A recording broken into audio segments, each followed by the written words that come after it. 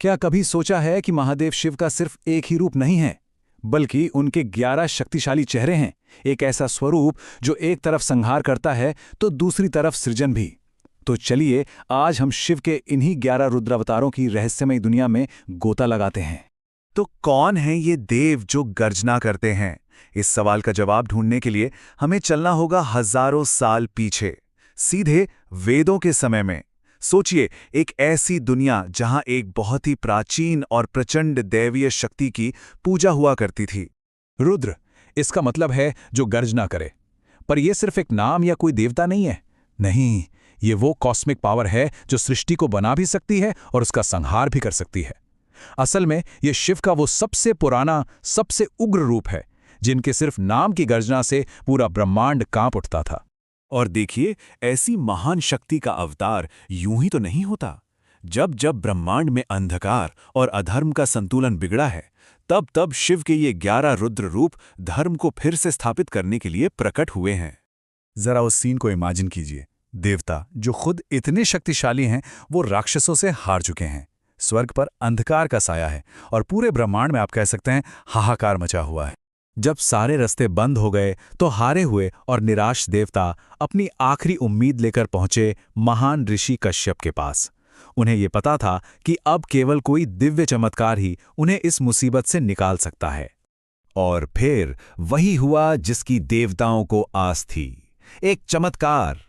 ऋषि कश्यप की घनघोर तपस्या ने महादेव को प्रसन्न कर दिया और उन्होंने देवताओं को इस संकट से उबारने का वचन दे दिया। और बस इसी वचन के साथ जन्म हुआ एक आदर्श रुद्रों का, यानी महादेव के 11 शक्तिशाली अवतार। हर एक रूप का अपना एक खास मकसद था, अपनी एक खास शक्ति। तो चलिए इनमें से कुछ खास रूपों को ना थोड़ा और करीब से समझते हैं। तो सबसे पहले बात करते हैं भीम की। सिर्फ नाम सुनकर ही एक असीम शक्ति और पराक्रम का एहसास होता है ना? भीम रुद्र शिव का वो योद्धा वाला स्वरूप है जिनके सामने कोई टेक नहीं सकता।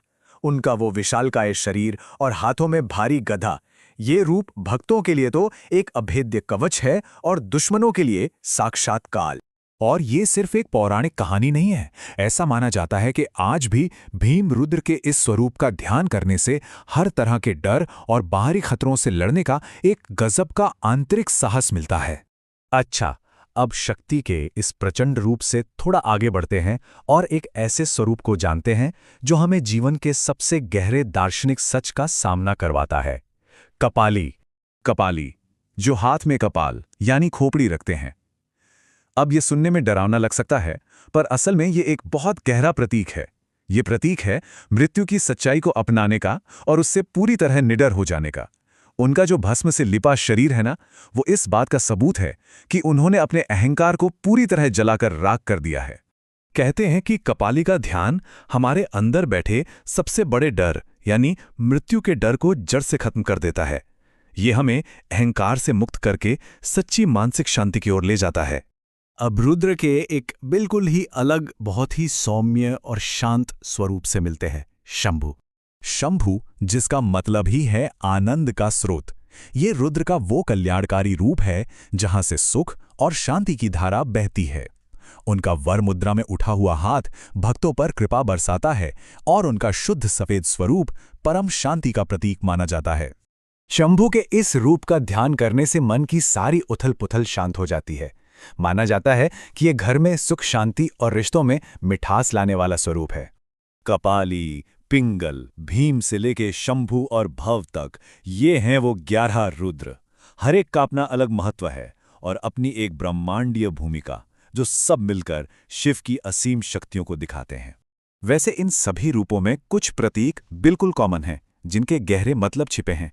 जैसे माथे पर अर्धचंद्र समय और मन पर कंट्रोल का प्रतीक है। बाघ की खाल पहनना अपनी पाशविक प्रवृत्तियों पर जीत को दिखाता है और नंदी की सवारी वो धर्म के रास्ते पर हमेशा टिके रहने का संदेश देती है। रुद्रों की ये कहानी सिर्फ एक कथा नहीं है, बल्कि ये एक बहुत बड़ी और गहरी आध्यात्मिक परंपरा का हिस्सा है जिसे हम शैव धर्म के नाम से जानते हैं। और ये शैव धर्म भी कोई एक सीधा साधा रास्ता नहीं है। इसकी कई शाखाएं हैं। पाशुपद जैसे सबसे पुराने तपस्वी संप्रदायों से लेकर शैव सिद्धांत जो भक्ति के मार्ग पर जोर देता है, और कश्मीर शैव धर्म जो ये मानता है कि शिव हर किसी के अंदर है। मतलब ये एक बहुत ही समृद्ध और विविध परंपरा है। पुराणों के इन प्राचीन कहानियों से लेकर आज के दौर के स्कॉलर्स की स्टडी तक शिव के ये अनेक रूप आज भी विद्वानों और साधकों को आप कह सकते हैं सोचने और प्रेरणा लेने के लिए प्रेरित करते आ रहे हैं। और अंत में ये एक सवाल हमारे लिए भी है, अगर एक ही दिव्य शक्ति के इतने सारे चेहरे हो सकते हैं, एक तरफ प्रचंड योद्धा तो दूसरी तरफ परम शांत स्वरूप, तो क्या ये हमारे अपने व्यक्तित्व के बारे में कुछ नहीं कहता?